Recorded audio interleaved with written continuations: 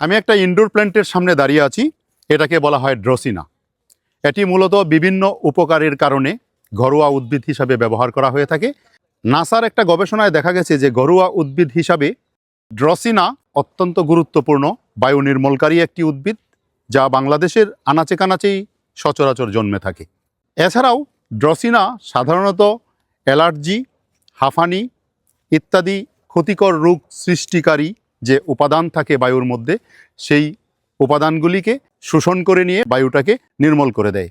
তাই বর্তমানে পশ্চিমা দেশসমূহে বাসাবাড়ি এবং অফিসের ভিতরে ড্রসিনাকে রোপণ করা হয়। এছাড়া স্কুল প্রিমিসেস, ইউনিভার্সিটি প্রিমিসেসেও এই উদ্ভিদটাকে রোপণ করা হয়। সন্ধ্যার দিকে এই ফুল ফুটে, বিশেষ করে এই সময়ে এই উদ্ভিদের ফুলটা ফুটে।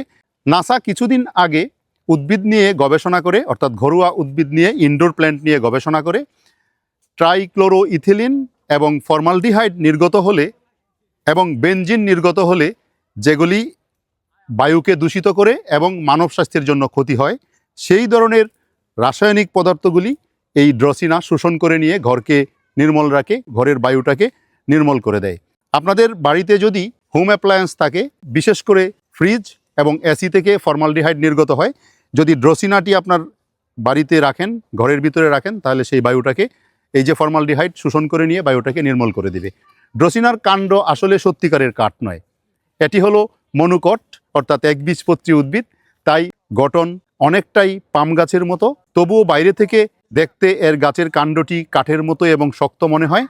কম আলুতেও এই উদ্ভিদটি খুব ভালোভাবে জন্মে এবং ঘরের ভিতরে খুব চমৎকারভাবে সে জন্ম নেয় এবং বেশ চকচকে হয়ে ওঠে।